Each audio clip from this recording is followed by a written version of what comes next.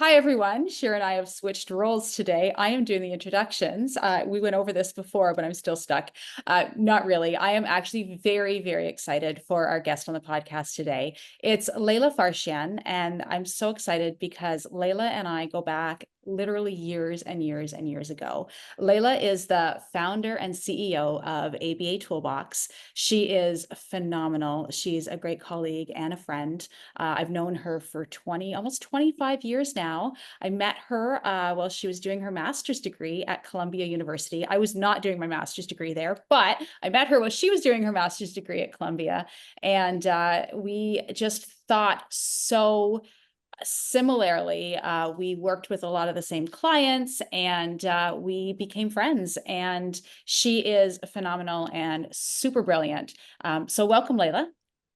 Thank you. Thank you so much for the warm welcome. It's an honor to be here with you both. I've seen you guys and how you've just brought so much to the field of ABA and supported so many of our colleagues along the way. And I love how to ABA and what you've done for our field. So thank you. Thank you for having me on.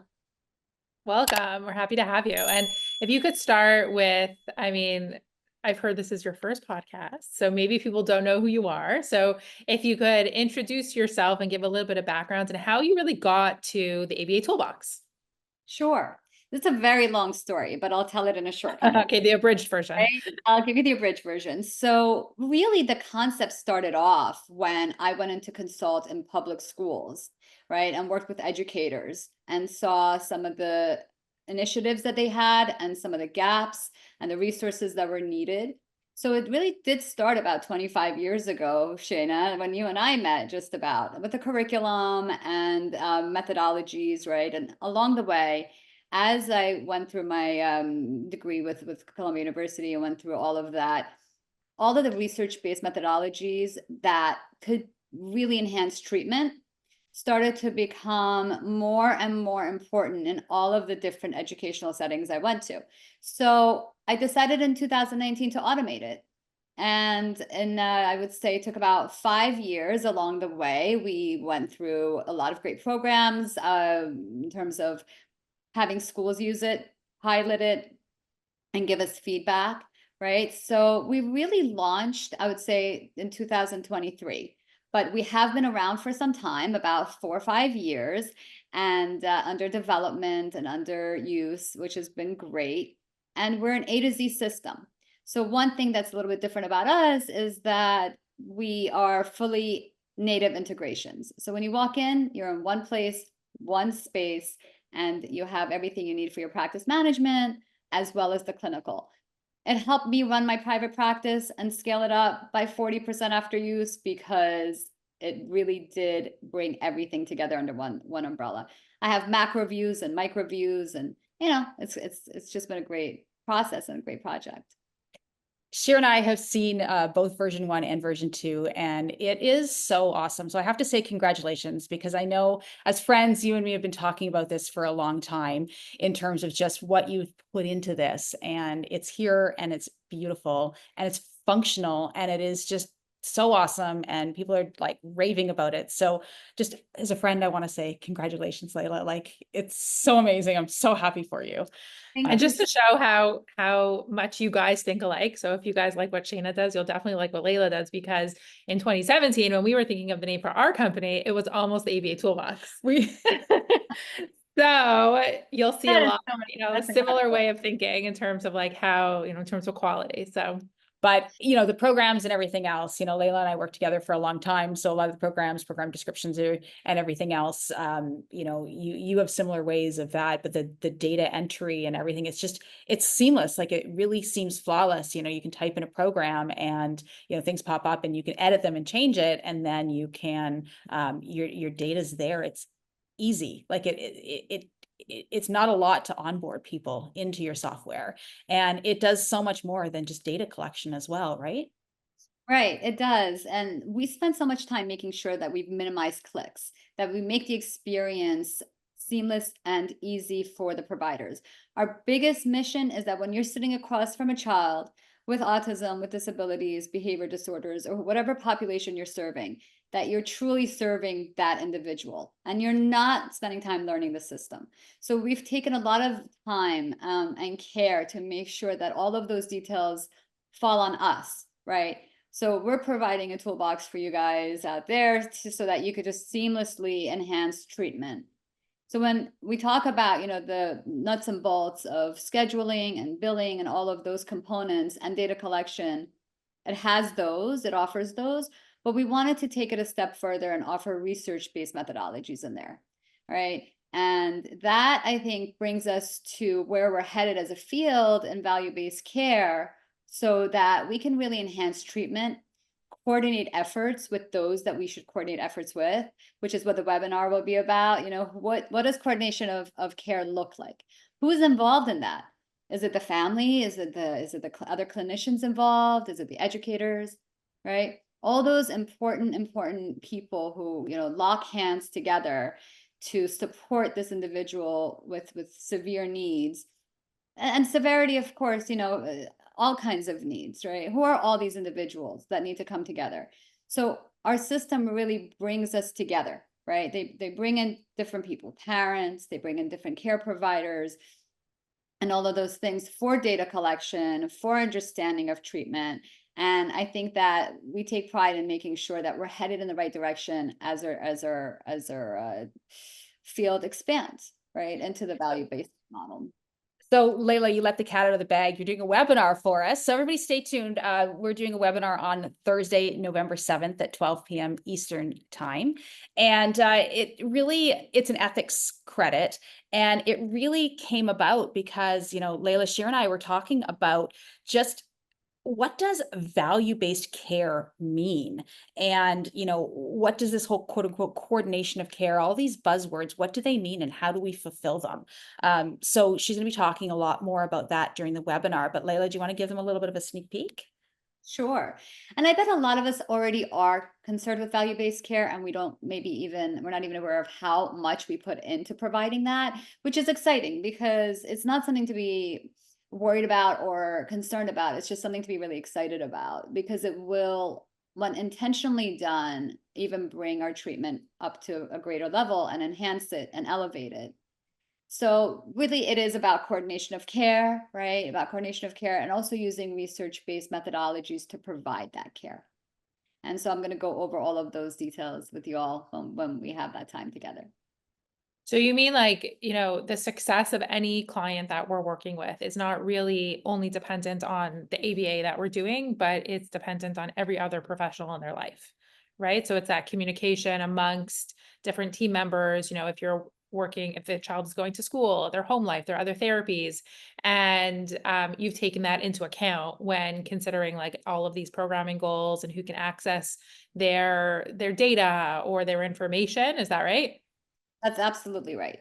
So I think of it as two components. It's the coordination of care and well-balanced treatment, right? So those are the two components that I'd love to talk to you all about, right? And the well-balanced part of the treatment, it comes together when we do assessment, we set goals, and we deliver those goals and then monitor those goals, right? Just those four components that I bet we do every day, but when intentionality comes into it and we're kind of really taking a look and breaking it down for ourselves, then it's part of that value-based care. So it's a value-based care is coordination of care amongst all of the individuals that are really holding up that patient or that client, right, that we're servicing, and then the balance of treatment, the comprehensive balance of treatment. So those are the two components.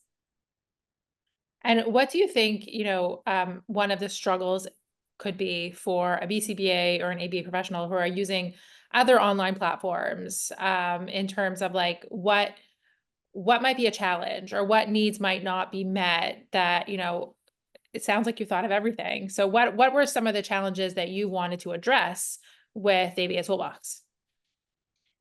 I want to be able to see everything all at once, and I want to be able to see it quickly and efficiently, right? So we got big dreams, right? I want to see everything all at once. That's a big deal, right? So that I can be efficient, so that I can really find the gaps quickly and address those gaps very, very quickly, as well as be able to support my team, right? So as a BCBA going into a new practice or even an established practice, what we really want to be able to do is have a seamless process.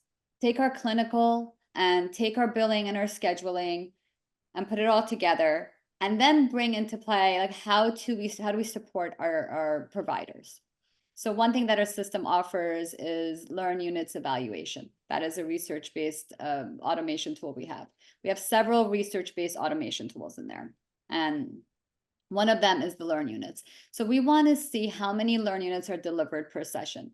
Learn So Units. Layla, just for people who didn't go through that, define what a Learn Unit is, first of all. Okay, so the Learn Unit is really what happens between a teacher and a student, right? It is a trial. It's called a trial. There's a lot that goes into it because the Learn Unit is affected by our the patient, or the we call it patient, we call it client, we call it student, right? The individual with disabilities, right? So we look at their physical abilities and challenges, their physiology when we consider the Learn Unit. How's their vision? How's their health? Right? So we consider that. Then we consider their environment. You know, has there been any important things going on in their life? You know, is something happening to them in their day-to-day life? Is their family unit intact? Did a baby just come into the family, right? And they have to adjust. Or did the family dynamics change and they have to adjust? So we have the physiology, we have the environment.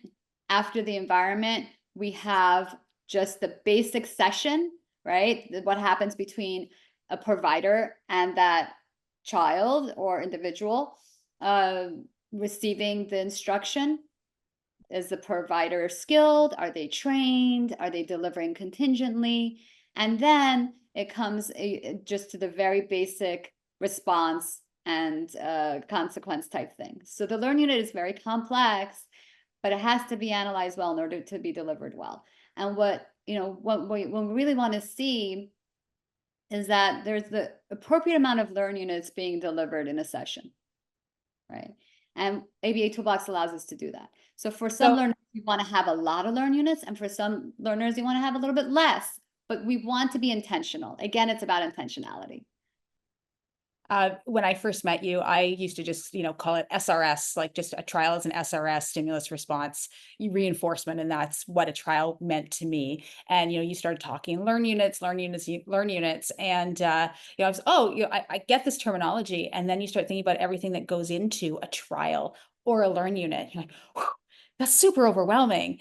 And then I remember actually, like, way back when, I remember going to school with you one day, or I think you were working at a clinic, and I popped in to say hi or something. And you showed me how you were manually tracking everything, and there were sticky notes everywhere. And this was back in the early 2000s before we had a lot of electronics, but learn units, sticky notes everywhere. And people were getting upwards of, 800 learn units in a session. And I was completely overwhelmed. I went, whoa, like that's what it takes? Holy moly. And to have to track that by hand is incredible. So just the fact that we can now just, press a button and it tracks it for us, it's really awesome. But you were saying, some learners have less, some learners have more. Yeah. How do you determine that? So, a learner who is in an inclusion setting, who's working on a worksheet, is going to have a much larger Learn Unit. To complete a worksheet takes maybe 15 minutes. You don't want them to rush through that and do 3 worksheets in 15 minutes. You want them to do 1 and do it well, right? And then for a learner who is doing manding and tacting, you want them to do fluency and very quick, fast-paced Learn Units, right? So there is a completely different measurement there. And when we first started off our internship, we had a goal of 1,000 Learn Units in a 6-hour day in our internship. And we were doing mands and tags and mands and tags and mands and tags. And then once we kind of got an understanding of the spectrum needs and what would be appropriate for one learner may not be appropriate for another, we adjusted that. So we really want to really talk about in a 2-hour session, what do we want? And again, it comes back to like just intentionality as a supervisor. What do you want your team to do? Do you want to have them complete 15 programs or goals in that session? Because that's what you're supposed to deliver to the funding source? Or do you want them to learn showering, do it very thoroughly, and count that as 1 Learn Unit? And in showering, they should be hitting every single part of that task. And that should take 20 minutes. They should not do a 5-minute shower and they miss behind the ears and behind the toes and all that good stuff, right? So I think that those are some things to really consider when we talk about the learn unit, the size of the learn unit and the number we want to see. And one thing that ABA Toolbox offers us is to have that viewpoint, that bird's eye view, so we can make those decisions together with our team, that we're not asking them like, hey, how come you didn't get through 15 programs? We're able to see that, and then we're able to have a conversation and see if there's support needed, or we're making good analytic decisions. It's so true. We're doing a webinar today for our audience on database decisions like in supervision. And it overlaps so well with, having to have that intentionality and understand like take a step back and look at part of supervising a program is being able to see the full picture. It's not getting caught in the details. And if there's a way to see that in one, like you describe it, in one place where you can really see it all at once, I think that would be a huge benefit to so many BCBAs who might kind of get lost in the details of the programming. And if there's a way to automate that, that would be so amazing. Yeah, because more is not always better, Right. and sometimes more is better, right? So we really have to make that distinction of when is quantity a key factor. And sometimes it really is. Like sometimes we do want to get through more goals and be more productive. And also with the value-based care and bringing it back to that a little bit, we want to be able to lock hands where it's necessary.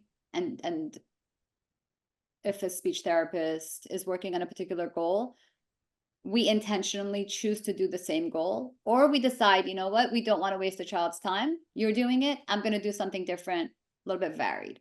So I think that having those two distinctions is also really, really important. When to overlap and when not to overlap, and being able to not work in silos, right? And that's, I think, the point of value-based care is we have so many hands in the pot and they all have great intentions, and the learner is at the center. Our entire mission for ABA Toolbox is learner-centered. So pushing and pulling doesn't ever work, right? The child is now confused. So what we want to do is really come together and have a cohesive treatment plan where if OT is working on something, how do we support that? How do they support what we're working on? And it becomes the center of care, right? The child is at the center, and we wanted to create a center of care. It's definitely one of my pet peeves about ABA, how we become so super hyper fixated on our own goals. And like you said, often operate in silos because we just get this kid for 6 hours a day and who knows what goes on in the rest of his life. And we're not often in touch with the other, programs that they go to, and we teach our skills so discreetly and so well. And then we send them off and usually are not generalized because environments are never the same. But if we can incorporate all of those things within our approach and kind of come at it with that, intentionality, because it's such a great way to describe it.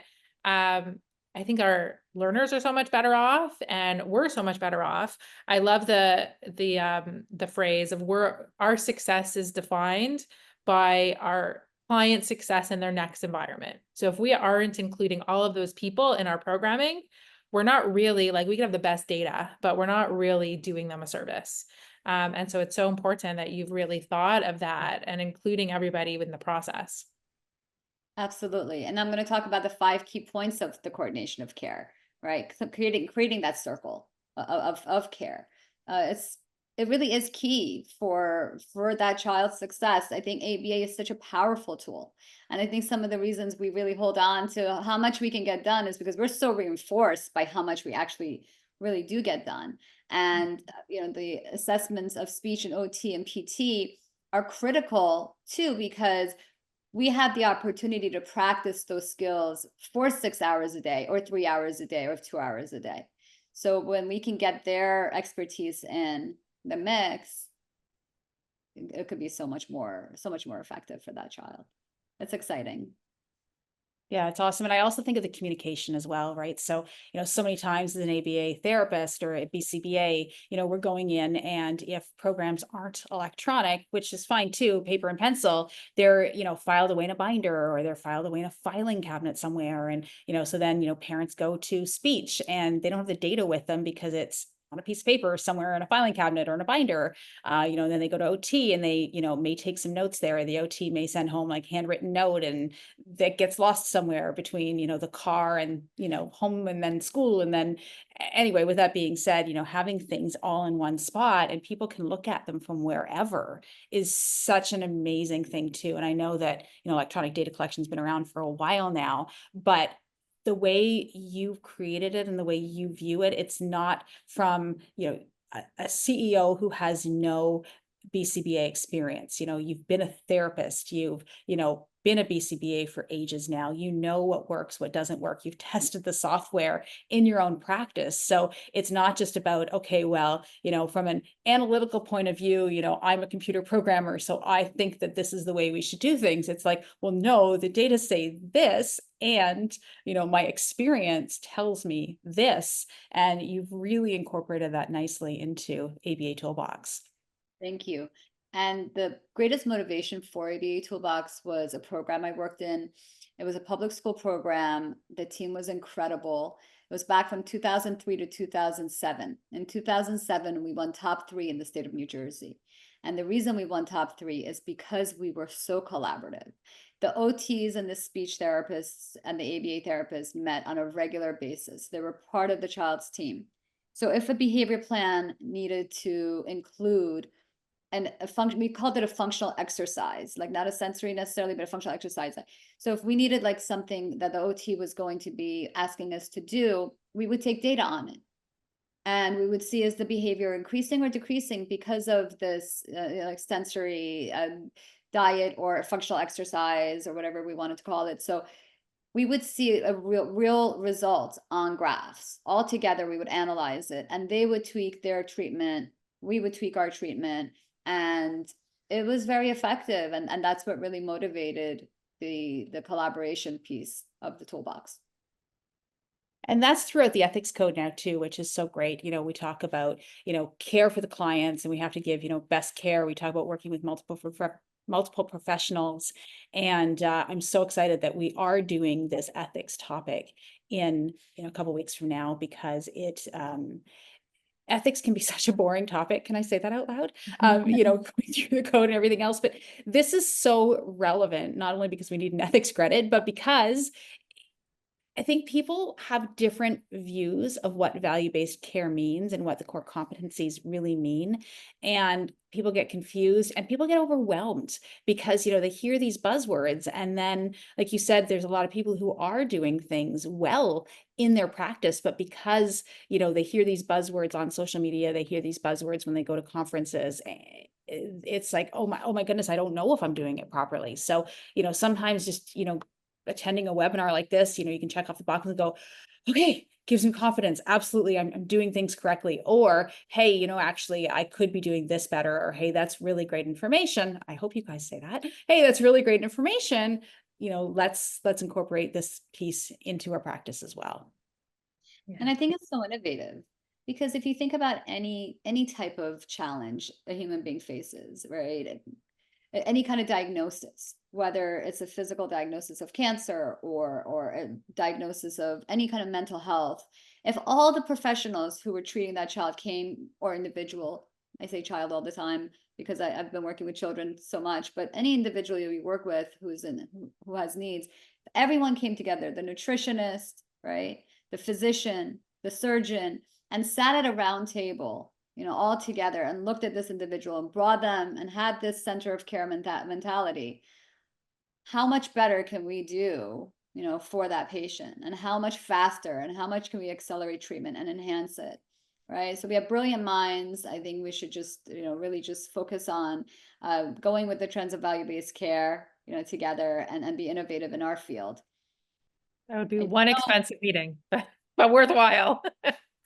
And we're having those all the time anyway, right? We are having those. Why not have it be automated? So you're right.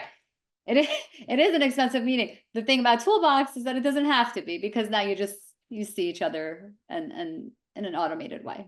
It's making things effective, right? So you can have all the meetings you want, but whether they're effective and whether it actually adds value is a different story. Right. So this is pushing towards that goal for sure. Right.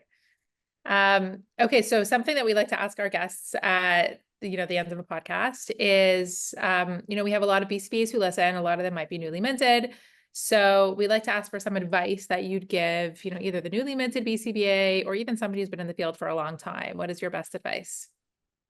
My best advice, and it's great to work with so many great colleagues, like especially you guys that offer this platform. So thank you for that, first of all, so that they can have.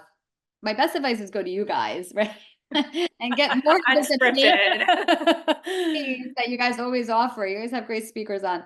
No, but really look at the child in the most comprehensive way we can. Look at all the different ingredients involved in treatment, the family dynamics, the physical needs of the child, the environmental components going on for the child, the educational component. So when we do an assessment, we take out our VB map or ABLs or AFLs or whatever, assessment we do, I think that's very much one component of it. And I think that if we do like a full psychosocial, if we do a full view and also interview the educators and get them involved in the treatment providers, we will be able to step back and come up with really comprehensive goals. So that's what I have found to be, just really getting a bird's eye view before we get micro. And take those blinders off, right? We're not the best. We don't have all the answers. It's about, listening to everybody else. That's such a great point, Layla.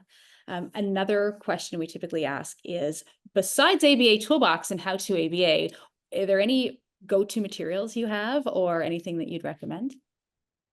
Sure. I think the measure of the Learn Unit has been really valuable too for me, from Dr. Greer and the CABA's program. I learned quite a bit. There was a study done in 1999 about the Learn Unit, and then there's been continuous studies. There was one in 2004, the Teacher Performance Rate and Accuracy Scale, the TPRA, in increasing productivity of our direct treatment care providers, and increasing the number of Learn Units that are provided.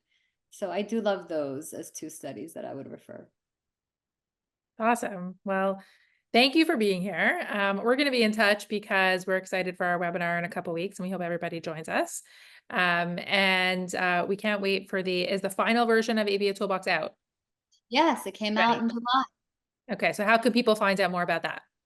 So go to abatoolbox.com and schedule a demo with us. We'd love to spend some time with you so we can just really customize how we will serve with you and help you enhance your practice. We'll also put that link in the show notes for anybody who's interested. Okay. Thank you, Layla. Thank you so much, Layla.